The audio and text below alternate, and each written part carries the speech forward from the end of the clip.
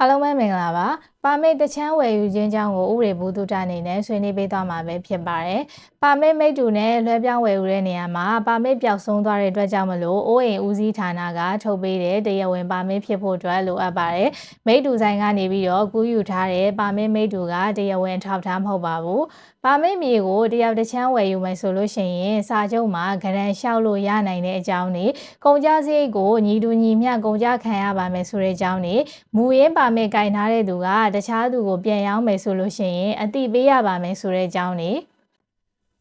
ကိုကတခြားသူကိုပြန်ရောင်းမယ်ဆိုရင်လည်းမူရင်းပါမစ်ကင်ထားတဲ့သူကပြသပေးရမယ်ဆိုတဲ့အကြောင်းတွေကိုဖော်ပြဖို့အတွက်လိုအပ်ပါတယ်လိုအပ်လာမယ်ဆိုလို့ရှိရင်သက်ဆိုင်ရာရုံးဌာနအသီးသီးမှာလိုက်လံပြသဆောင်ရွက်ပေးရမယ်ဖြစ်တယ်ဆိုတဲ့အကြောင်းတွေကိုမြေကွက်မဝယ်ယူခင်တည်းကကြိုတင်ညှိနှိုင်းထားဖို့အတွက်လိုအပ်ပါတယ်မြေတဝက်ကိုပါမစ်မိတ္တူနဲ့ဝယ်ထားတယ်ဆိုပြီးတော့မြေကိုပစ်ထားဖို့မသင့်ပါဘူးကိုမတီးပဲနဲ့ပါမစ်မူရင်းကင်ထားတဲ့သူကမြေတစ်ခွက်လုံးကိုရောင်းသွားမယ်ဆိုရင်ပြဿနာတွေကြုံတွေ့လာရနိုင်ပါတယ်ဆိုတဲ့အကြောင်းလေးကိုဥပဒေဘုဒ္ဓအနေနဲ့ဆွေးနွေးပေးလိုက်ရပါတယ်အားလုံးကိုကျေးဇူးတင်ပါတယ်